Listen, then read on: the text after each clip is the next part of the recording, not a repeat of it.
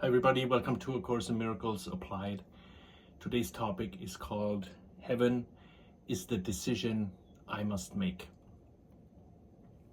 This is a little bit of a follow-up on a segment we did in February of 2023, which was called The Protective Shield of Unawareness. And the Protective Shield of Unawareness, the quote appears in paragraph 10 of lesson 138, Heaven is the Decision I Must Make.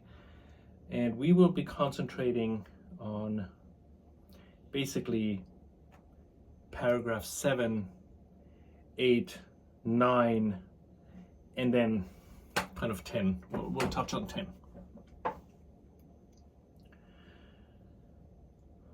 So heaven is the decision I must make.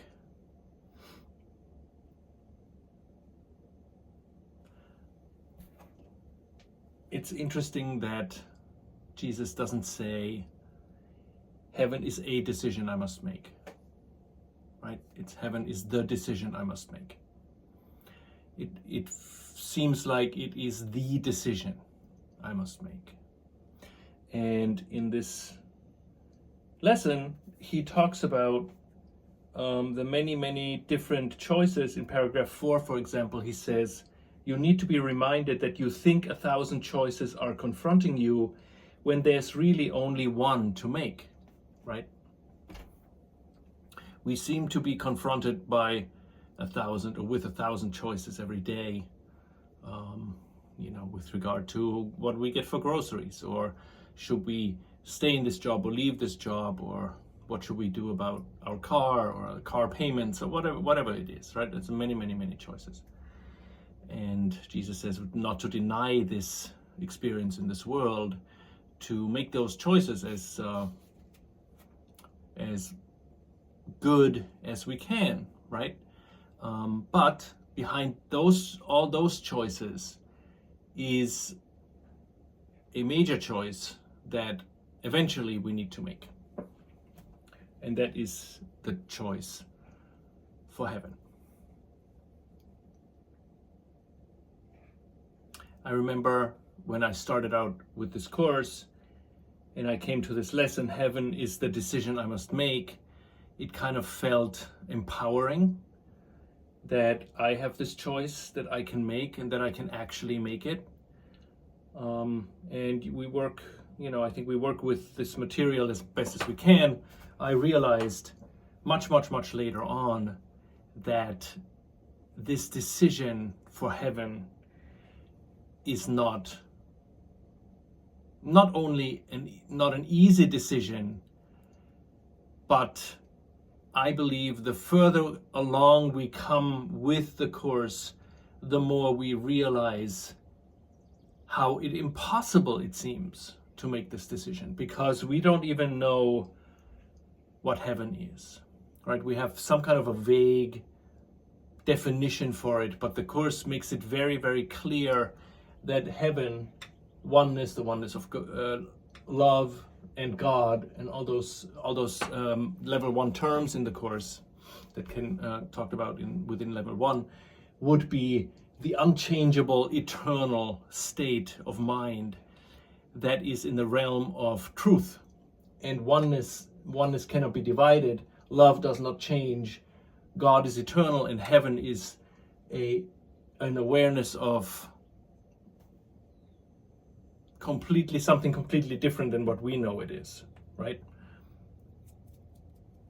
The state of heaven is one of an awareness of perfect oneness with nothing outside and nothing else within. And anything that is eternal, we can't grasp, right? We can only grasp something that goes beyond us. But eternity for us to grasp is impossible. Love for us to grasp is impossible right now. And we'll get to that, why that is. Heaven, the state of heaven, for us to grasp is impossible right now. So even though Jesus tells us heaven is the decision I must make, we will realize in working in this course that we, first of all, we can't make the decision, and second of all, we don't even know what heaven is. We have no concept of what heaven is. Every concept we have, we made to blot out heaven. So we cannot know what heaven is. We cannot know what love is. Our sense of what love is, like Foreigner said, I want to know what love is, right? You read this course and you say, I want to know what love is, I want you to show me, Jesus. Show me what love is, right? And Jesus says, I can't show you what love is. That's beyond what can be taught. But I can show you all the blocks that you have placed in between yourself and the awareness of this loving presence within us. That's what I can show you. And then you can make the choice to let one go and go towards the other. Let one go and go towards the other, right? And the workbook is basically there so that we can understand that we have a right mind, right? That we have a mind that is still connected. Part of our mind is still connected to God. This memory of God is within us, right? But we don't have access to that. That's why the workbook is there, so we can begin to realize that we do have access to it, but it's very sporadic, and it's definitely not consistent for most of us, right? We catch a glimpse here and there, and then we lose it again. I find myself lying in bed at night, thinking about Jesus and trying to connect with him, and because I know this presence of within me, I know it, but I can't get to it, right? And even though I know this is a decision I must make, right? Jesus, heaven, Jesus is a decision I must make. I can't make it. And I was pondering that for a while, and I came upon those 3 paragraphs that 7, 8, and 9 in lesson 138, and I thought this would make a good segment to make it clear why we can't make that decision so easily, right? So in order to get to those 3 paragraphs, 7, 8, and 9, I thought it might make sense to kind of talk about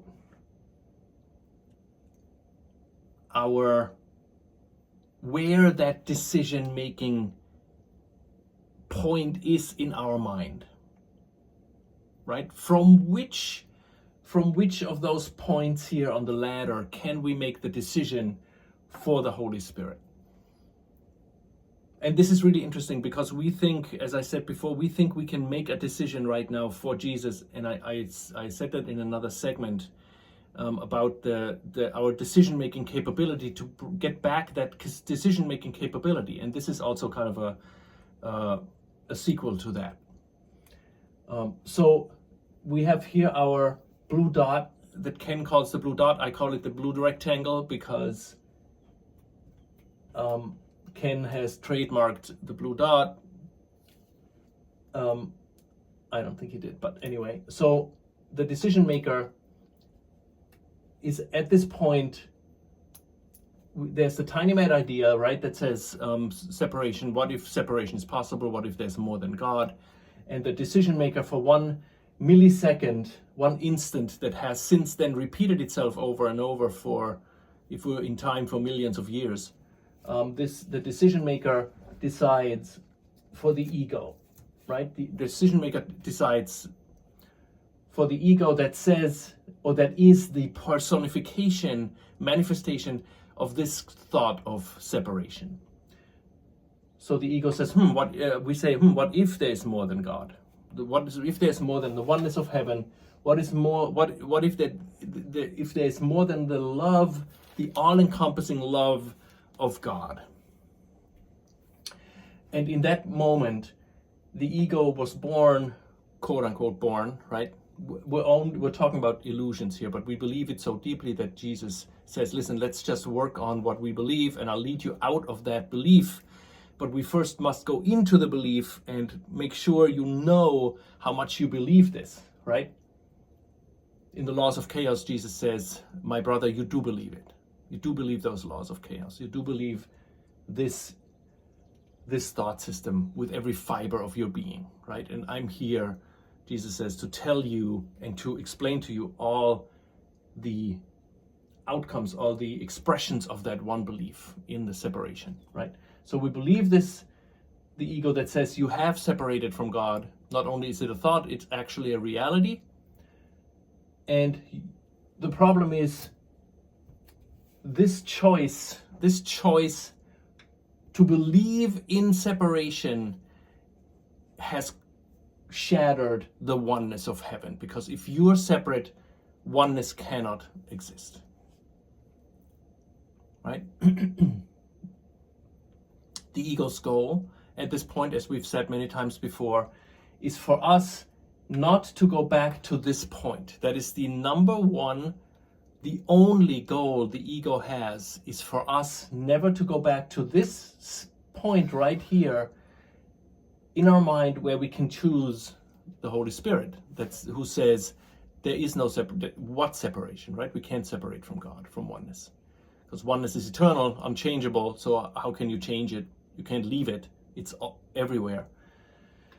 So we believe the ego that says you are separate, you have shattered the oneness of heaven, and that is a sin, right?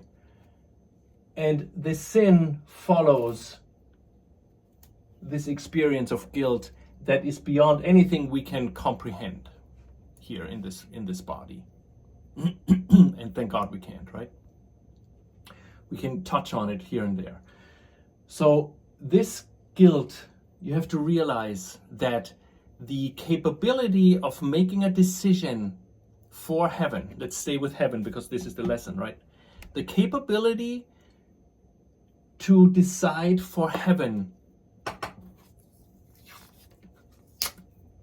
is here. This is the only time we can decide for heaven, because once we're over there, we're not here, and here's the only place in our mind to choose heaven. So if you think of it as mountaintops above the clouds, right? We're at the top of a mountain, the peak of a mountain, and there's a sea, an ocean of clouds below us, and we can see the other peaks very clearly. But in order to see everything very clearly, see clearly this peak, and then decide, I'm gonna go here, we must be above the clouds.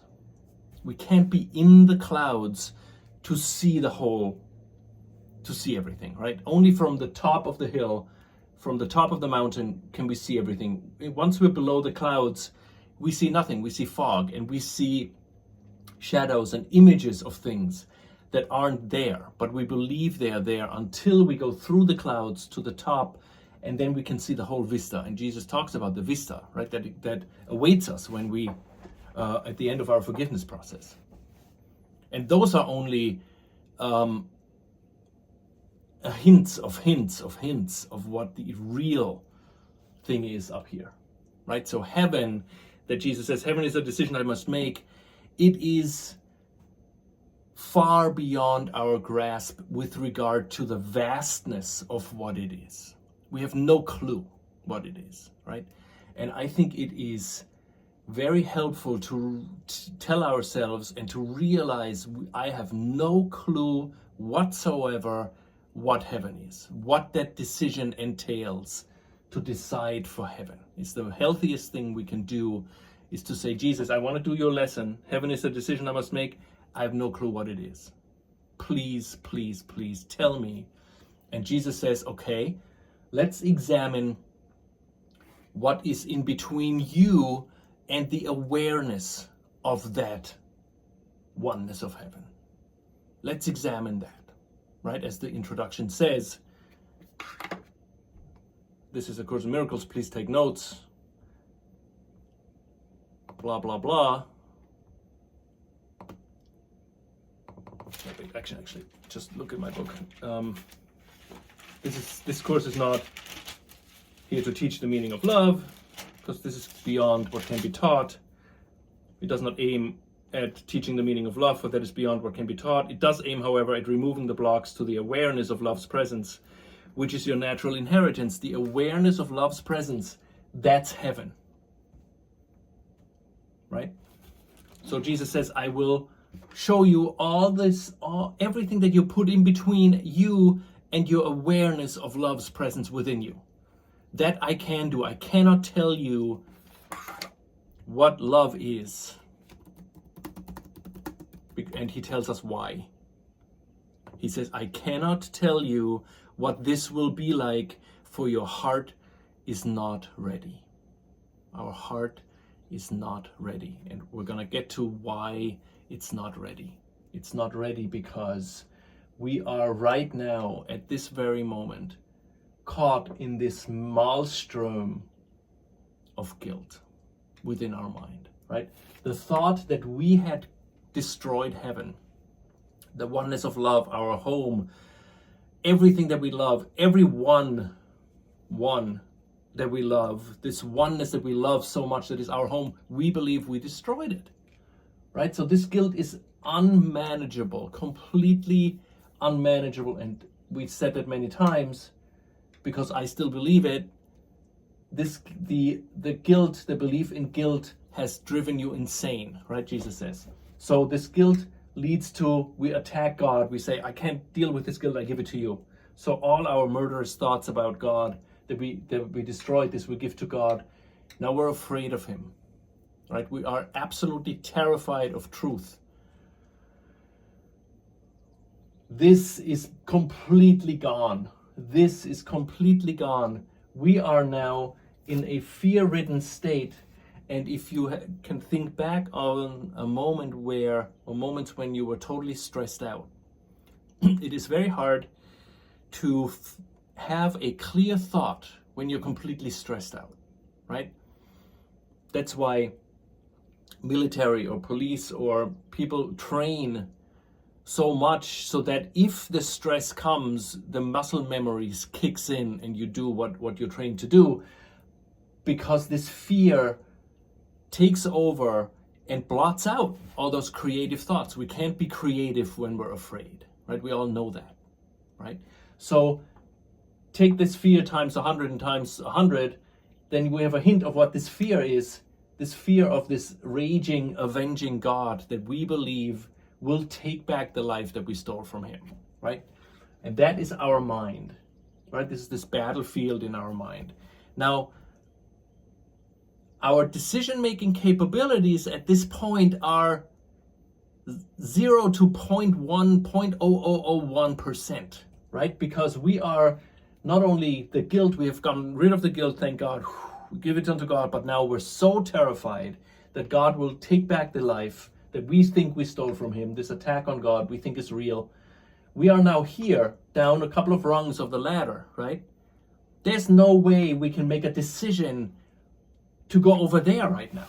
We believe this will kill us, right? And this is what the Course wants us to understand, that we cannot make a decision for Jesus until we realize this, until we're aware of this, right?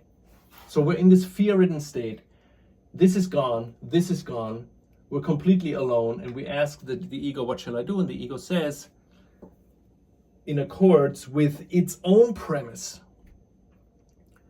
you must flee the mind, never to return.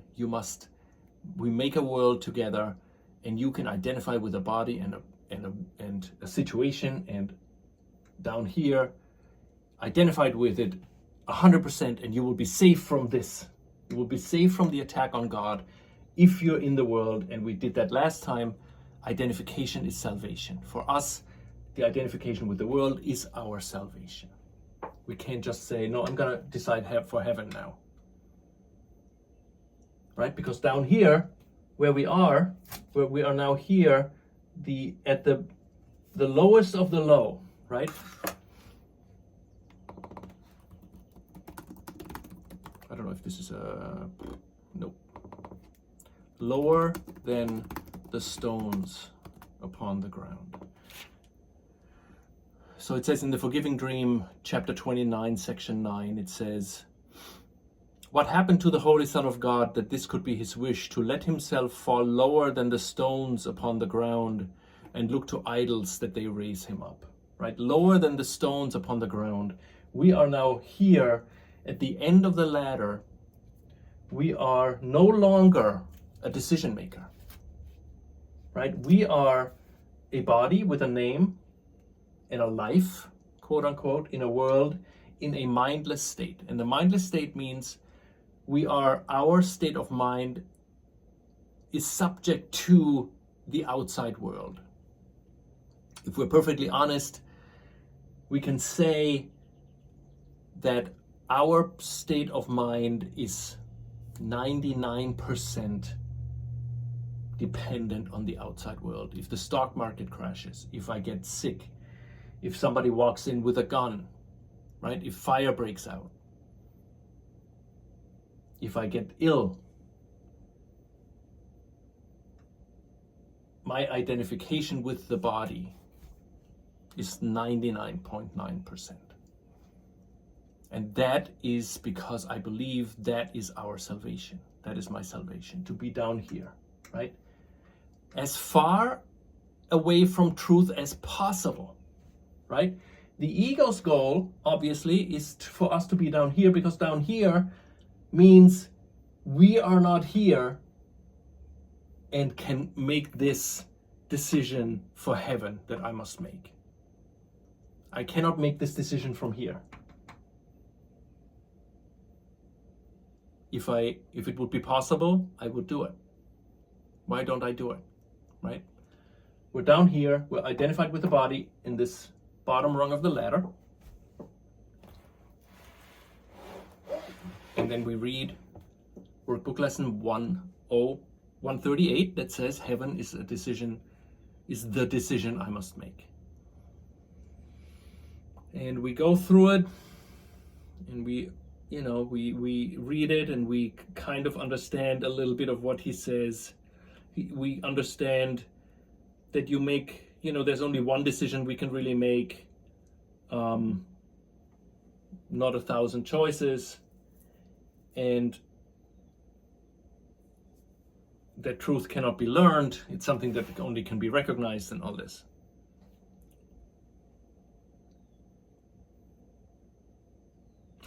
And then Jesus kind of switches over, and he gives us, specifically in paragraph 8 and 9, he gives us something that is like a red thread throughout the whole course, all the workbook, the manual for teachers, our curriculum, and our life's journey with the course, those 2 paragraphs.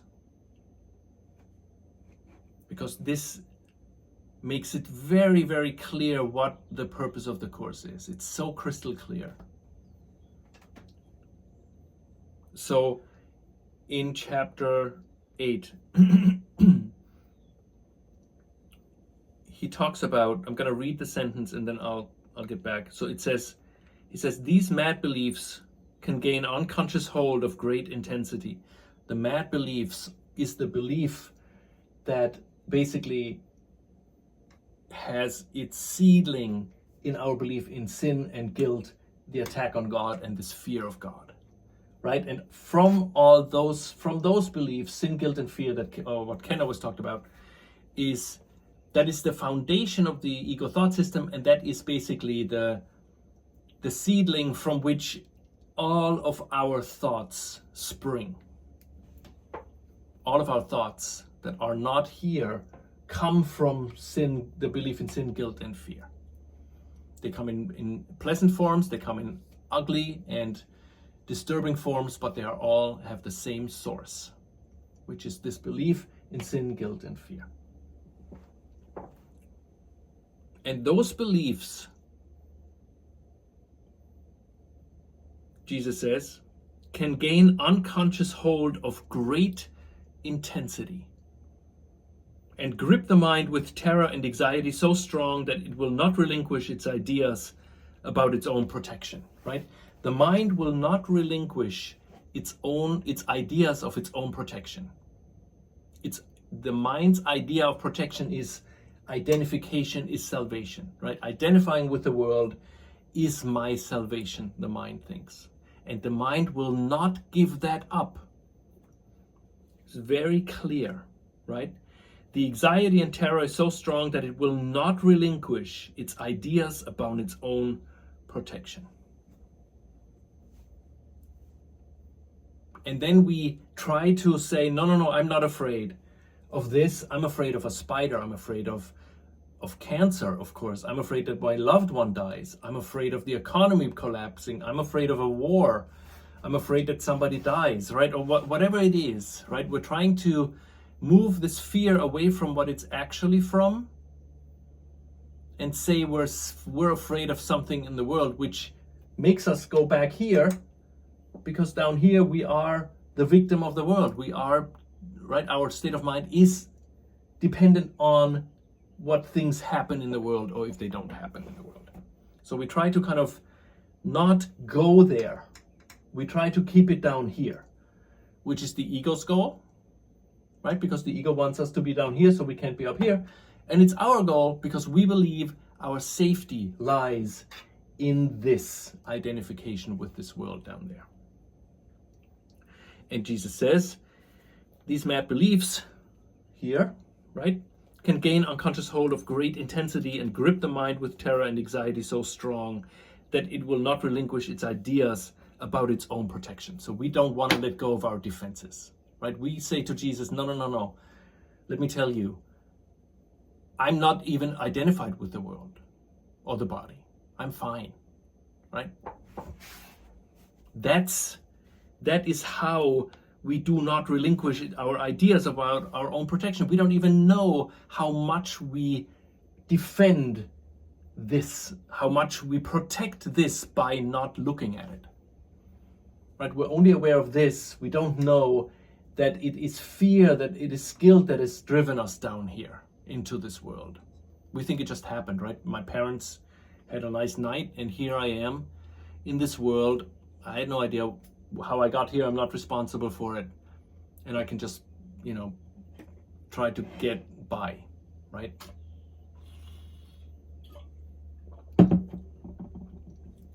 So we don't want to give up our defenses. And the more important thing is we don't want to acknowledge that we have them, right? It must be saved from salvation. That's what we believe. We believe we must be saved from salvation. We believe being down here is our salvation. We must be saved from this, right? We believe we must be saved from salvation.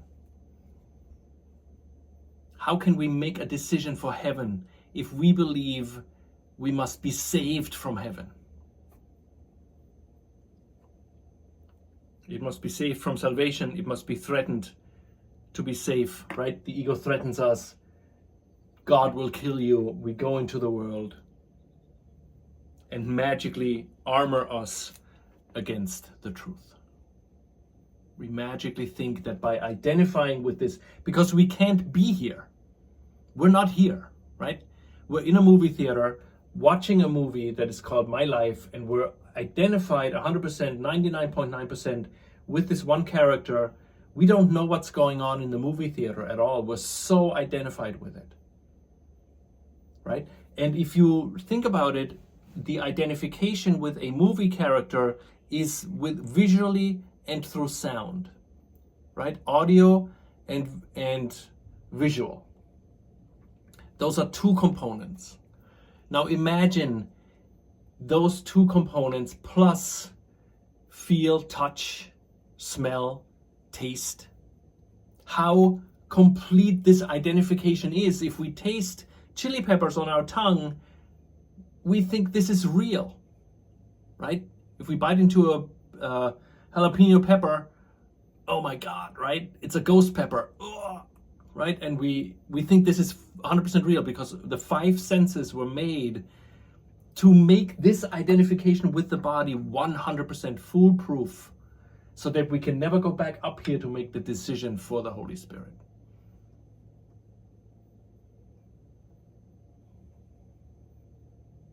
So we believe we must magically armor ourselves against the truth, and the body and the world is our armor against the truth. It's not so much against the truth, it's against the ability to make the decision for truth, right? Okay. And these decisions, all those decisions that we make that identify us with this world, right? A myriad of decisions every day that identify us with our conflicts, with our body, with symptoms or hunger or sex or working out, with money, with political figures, with wars, with our own comfort, right? The bed isn't soft enough, it's not hard enough, it's not 74 degrees in the room, we need an air conditioner, we need heat, the food is too spicy, it's too bland. I mean, right? The identification, it's never 100% right, because we need something here to keep us attached to the screen. Netflix has to come up with shows over and over again, otherwise we get bored, and bored is nothing but terror. Fear of God, that's what boredom is. Because boredom means, oh my God, I don't have anything to do in my mind, God will come down and kill me. So, and these decisions are made unaware. We decide to identify with this world, and we are not aware of it. To keep them safely undisturbed, apart from question and from reason and from doubt. So our goal is that those decisions that we make are not in our awareness.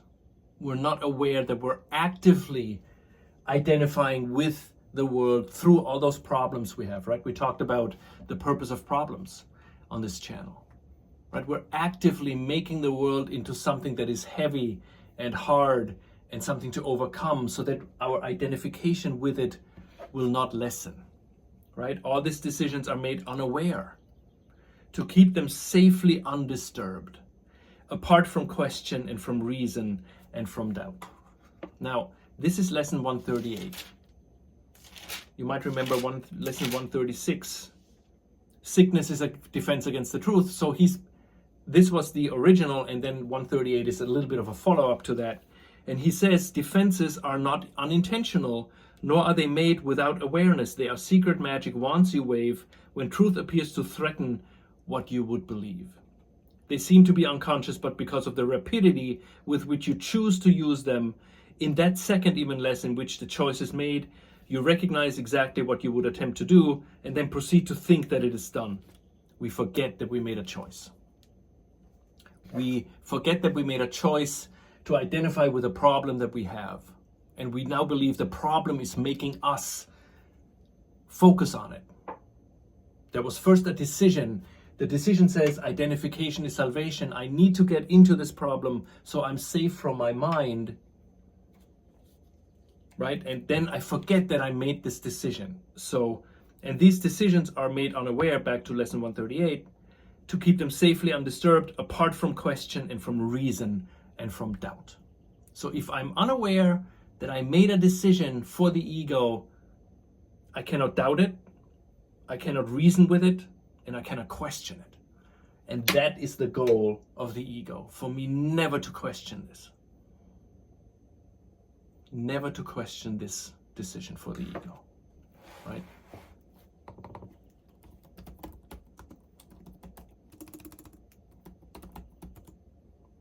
Let me see.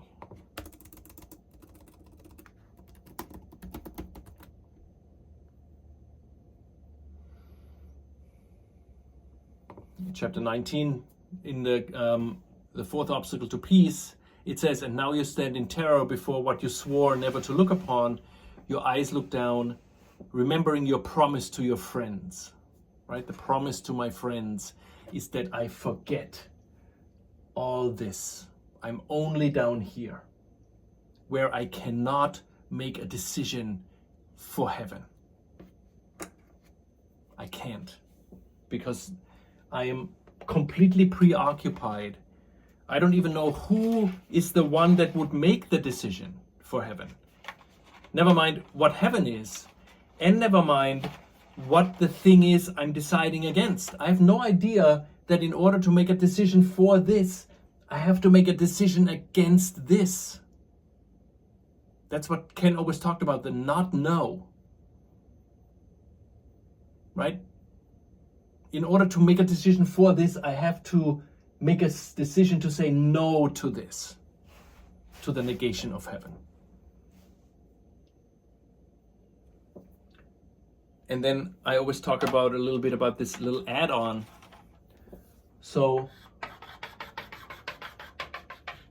we have a little add-on here in the ego,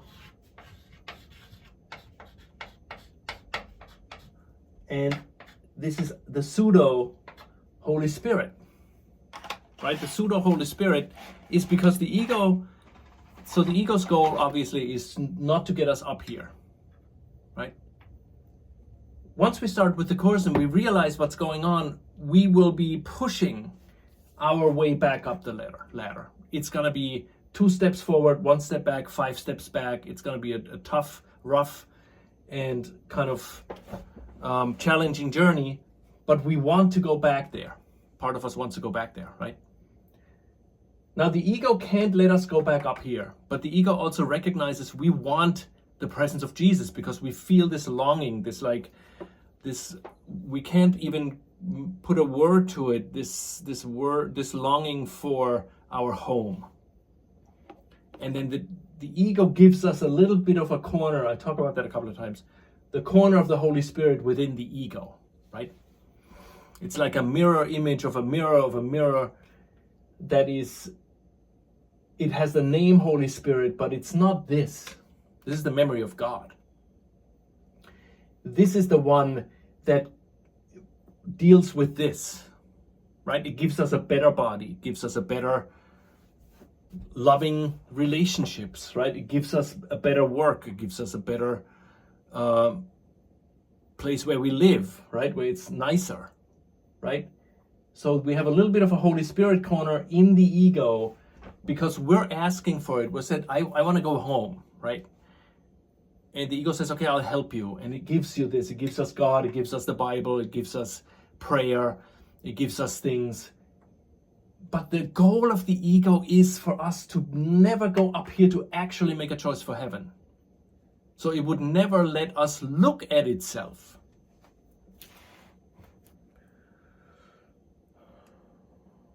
So those decisions are being made unaware. Now, here's the crux of the whole thing. It says heaven is chosen consciously. What does that mean? The choice cannot be made until alternatives are accurately seen and understood. Alternatives to heaven is this. The alternatives to heaven is the ego thought system, right? The choice cannot be made until alternatives are accurately seen and understood. Jesus wants us to understand the ego in depth. That's why we're doing this over and over again, this segment. It's basically from Jesus' perspective for me to understand what my choice is. And I'm just happy to tell you about it, but this is actually first and foremost for me to understand this is the choice, not here, right? The choice is not down here between two illusions. The choice cannot be made until alternatives are accurately seen and understood, because when we're down here, we don't understand this. We just understand that we're a victim of the world, mindless, in a mindless state. We can't understand this, and if we don't understand it, we can't make a decision against it. Right? If you have two options, one is two different cars. You want to make a choice between the two, you have to know both cars. Otherwise, you cannot make a decision. And we're driving in a beat up, really bad Eastern European car. 3 cylinders, right? One of them is kind of not working right. It doesn't even take gasoline, it takes mix 1 to 50, like a lawnmower. And we're driving it. And Jesus is sitting in the co-pilot seat and says, listen, let me explain to you what you're driving, buddy. I love you. You're my brother. Let me explain to you that you're driving in a really bad car. I have another car that I have at the lot that's got everything, all the bells and whistles, and way more than you can possibly imagine. But we think, we're like, no, no, no, no, no.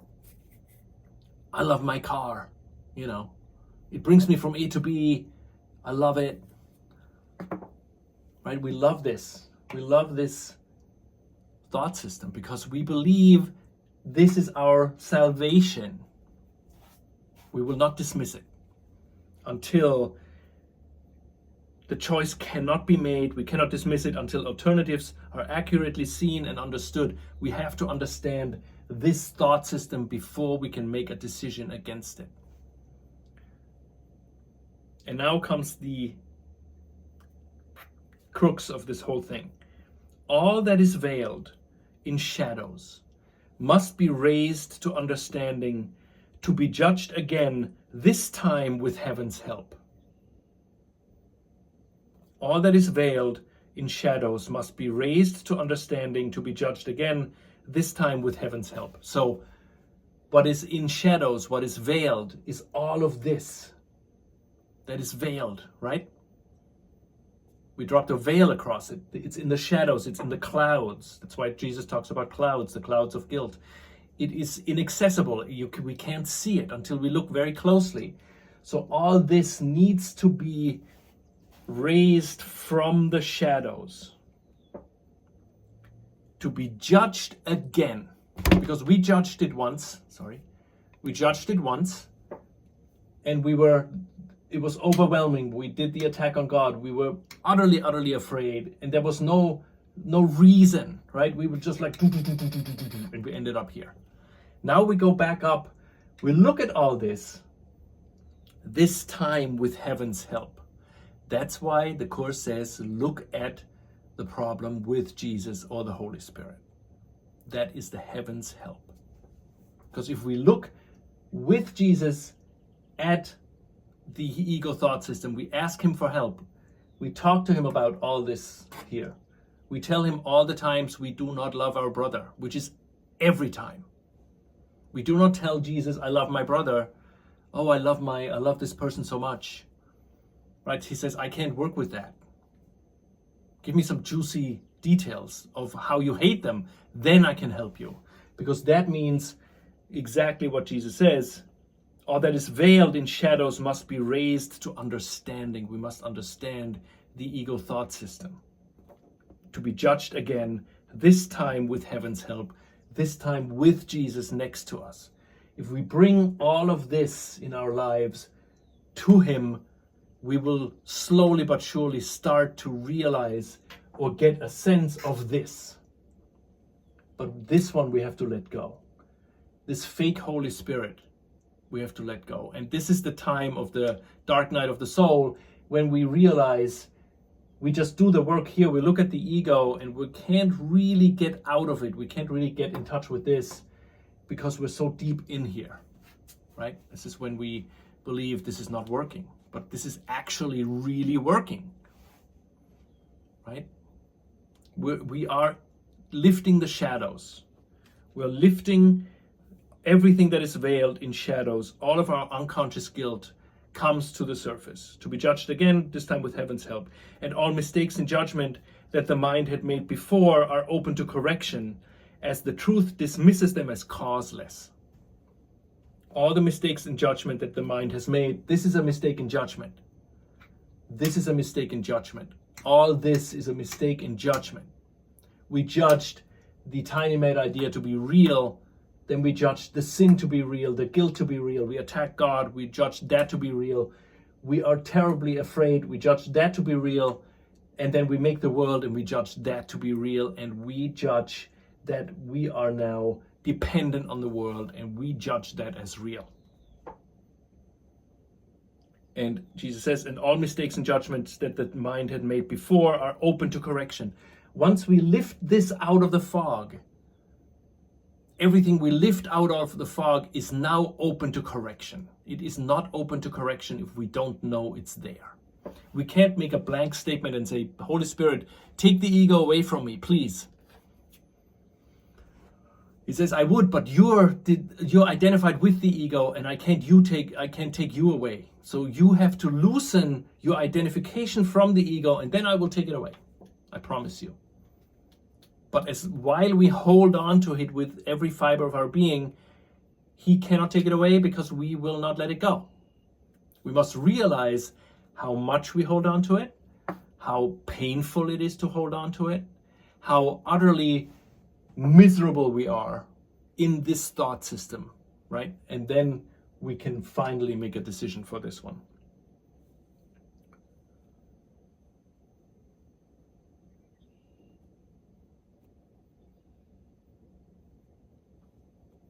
And then we go back to paragraph 10 from the other segment.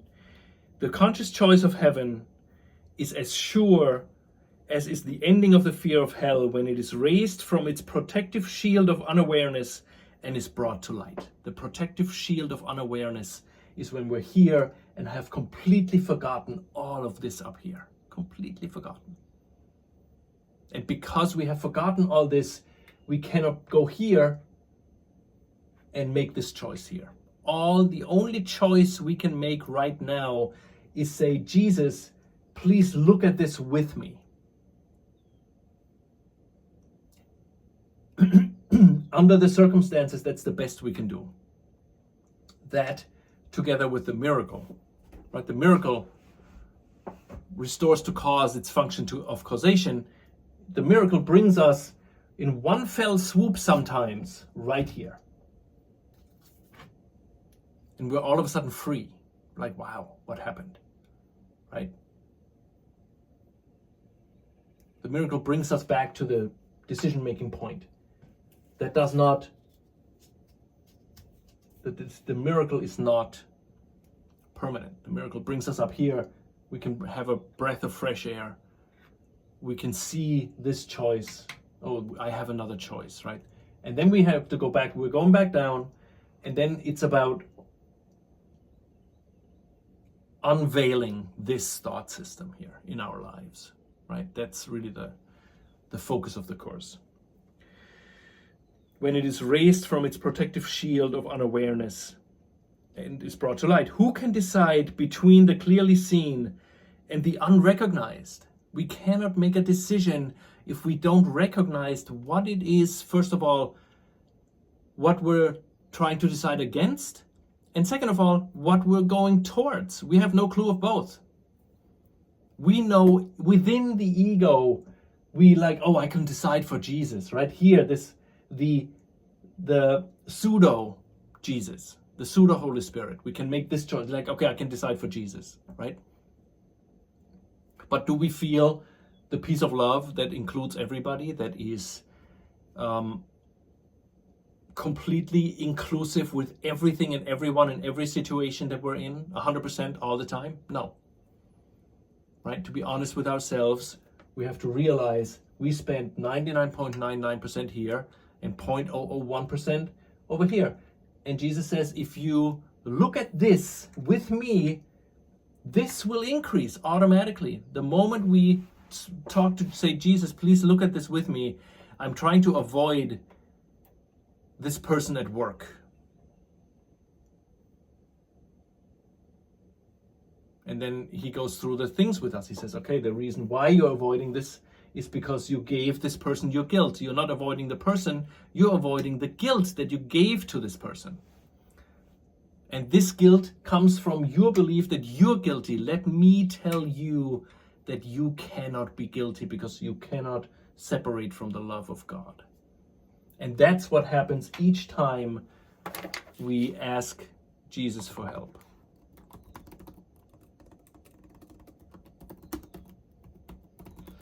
Let me see if I can find this.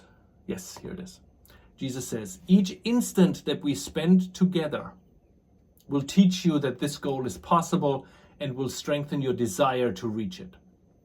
That's chapter 18, section 3, the light in the dream, paragraph 5. Each instant that we spend together will teach you that this goal is possible, and it will strengthen your desire to reach it. Now, strengthen our desire to reach it means it will be more painful. The desire to reach it means I don't have it. And the more I look at this, the more I realize what this is in all its ugliness and craziness, the more the wish to go here will kind of break through. At the same time, the resistance against this over here will also increase. That's why this is not an easy process, right? The easy times are when we're like, okay, we're here. We can breathe, okay, good. I know this is true, this is real. And then I look from here over here and I see I still believe in my own guilt, and I ask Jesus to help me with this belief. Because this belief up here, the belief in sin and guilt, that's the core belief. Everything else comes from it. So whenever we have something, we always go back to this core belief. That is it what Jesus wants us to look at.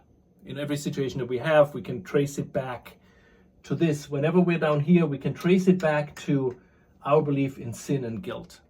And that is what we need to question. That is what needs to be judged again, this time with heaven's help. We must look at our belief in guilt this time with heaven's help.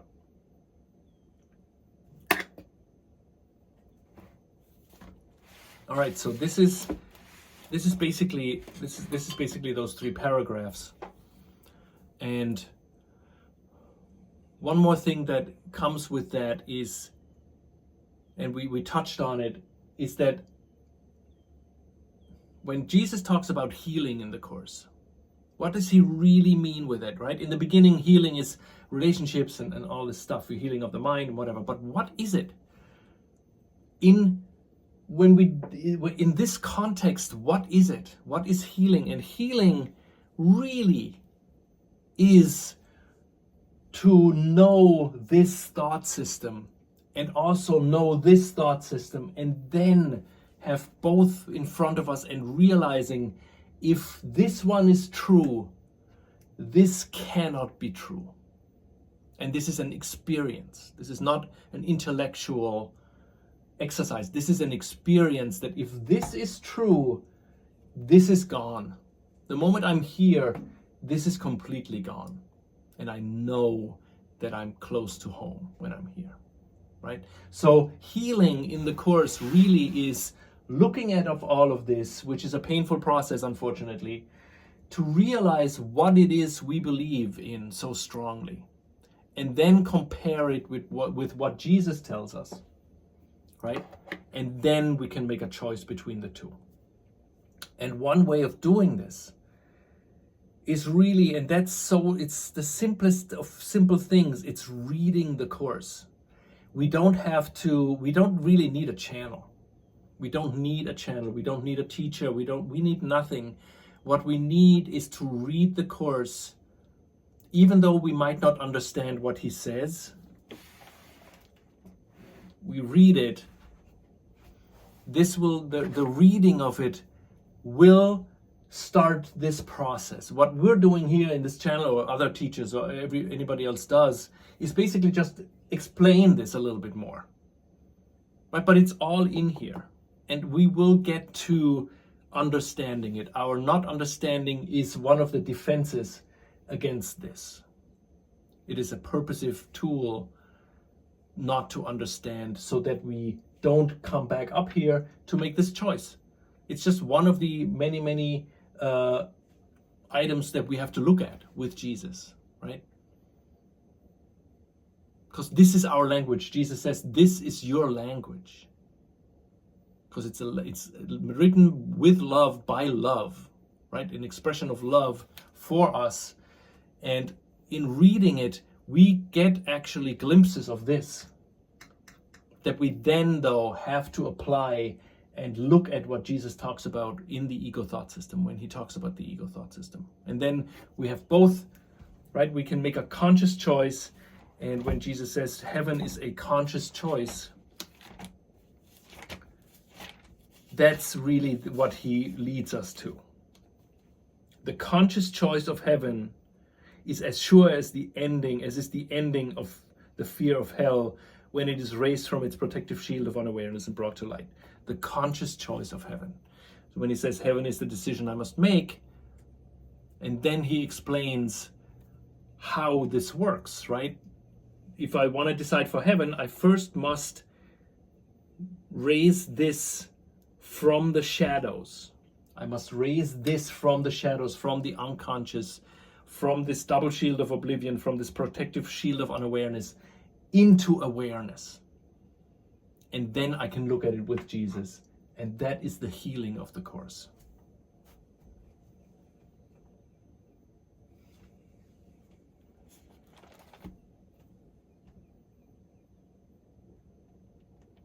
And that is what forgiveness is. That's really the process of forgiveness, is to have this unveiled, right? It's just different words that he uses. All right, I think I'm good. I'm going to put the decision maker back up here.